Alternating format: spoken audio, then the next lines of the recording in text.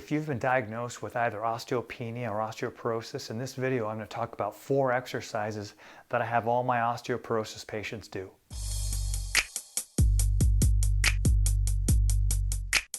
Hey everyone, welcome to the channel. A debut physical therapist out of Integrated Physical Therapy in Bellingham, Washington. If you've been diagnosed with either osteopenia or osteoporosis, you know the importance of developing a good strengthening program. When it comes to strengthening, you really want to try to do this at least twice a week, but preferably 3 times a week. So maybe a Monday, Wednesday, Friday, you're getting your routine done here. This covers balance, lower extremity, upper extremity, and it's a great place to start, especially if you've never really strength trained or it's been a long time and you're not sure what to do. So these are 4 basic exercises that I have all my clients work on that have osteoporosis. Okay, let's get into it. The first exercise we'll talk about is basically an air squat or a chair squat. It's really important that you get the motion from your hips. Imagine ball and socket motion coming from your hips versus all coming from your lumbar spine. So as you shift your weight forward, notice how my lumbar spine is rounding. We want to avoid that, as well as my upper thoracic spine's rounding, which we want to avoid if we have osteoporosis. So the idea is that nose over toes, but I'm going to get the motion from my hips. So nose over toes, and then I'm going to come up and stand. Then I'm going to come back down and sit and back up again.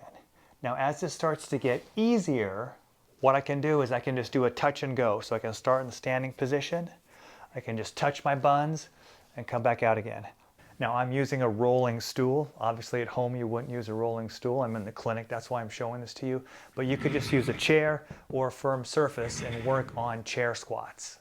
The next exercise is to get some upper body strength. And so if you can do a regular push-up or even push-up on your knees, that's great. But many of my clients, especially if they're first-time strengtheners, aren't going to be able to do that. So what you want to do is come up against a wall. Your feet are about shoulder width apart. You're going to keep your hands a little bit lower than your shoulder to start. So I don't want them way up here. I don't want them way down here. Your hands about shoulder height. You're going to keep your elbows tucked in. I don't want your elbows out here. So elbows are tucked in. Your chin is back. You're engaging your core, and you're just going to come down and push back up again. Come down and push back up again.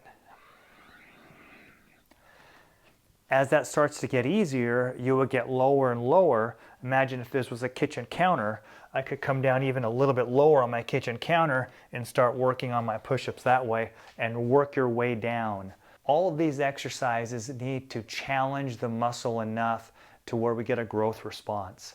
So in terms of repetitions, you might be anywhere from 8 to 15 or 20 repetitions based upon how strong you are to start. But the last few repetitions need to be fatiguing.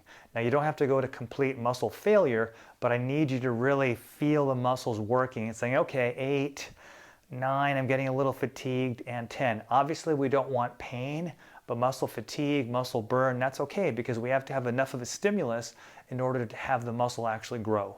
The third exercise is a heel raise. Now I'm using a half a foam roller right here. What you can do is if you have any stairs at home, you could even use a 2x4, whatever you need to do. Based upon the condition of your calves, you may have to start with a double heel lift first. We're going to stand up here, and once again, we're going to use this almost as a balance exercise as well too. So just fingertips, balance. I don't want you hugging the wall. Drop your heels down, come up and pause. Drop them down and come up and pause. As soon as you can progress it, I want you to progress to a single leg heel lift. All my weight's on my left leg. I'm dropping down and I'm coming up and I'm holding it. Dropping down, getting a little bit of a stretch, coming up and holding it. If you don't have a step or anything, you could even do this on the floor if you need to. And back down again. Something is definitely better than nothing.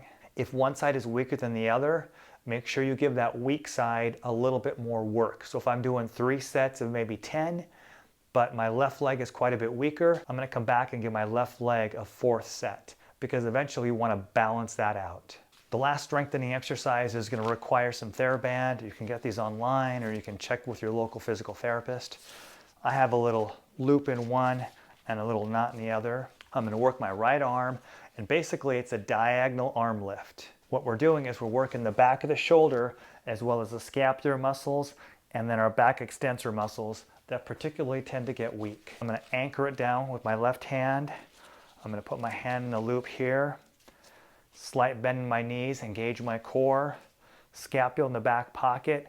We talked about putting your shoulder blades in your back pocket, so that's back and then down. Scapula in the back pocket, and I'm just going to bring my arm up and I'm going to hold it and then back down again. It's almost like I'm drawing my sword, is how I describe this. You want to go nice and slow and you want to pause at the top. If I'm starting to get shoulder pain, this may not be the best exercise for you. If it does hurt my shoulder, the first thing I'll do is try to lighten up the tension and also modify my position. So for example, I'm fine here, but when I get up to here, it starts to hurt. Well, then I'm going to limit my range of motion to right about there to start with. Hopefully as I get stronger, I'm able to go a little bit further. If you find that this just hurts your shoulder too much, an alternative that you can do is to bring your arms in, thumbs up, and pull it out this way. Pause and back in. This is just a spinning motion. My elbows stay close into my body. This tends to be a little bit easier on your shoulder. So if you find that the diagonals tend to bother your shoulder, then do the alternative. Once again, 3 sets, anywhere from maybe 10 to 15 repetitions, or until you start to get fatigued in the muscle group that you're working on. 3 sets of each exercise, reps anywhere from 10 to 15 until you feel the muscle contract and get a little bit fatigued. As you get stronger, make sure you either increase the repetitions or somehow make it a little bit more challenging. All right, guys, if you have any questions, please leave them down below. If you found the video helpful, please give it a thumbs up and remember to subscribe so you never miss another one of our videos. All right, take care. We'll see you at the next video.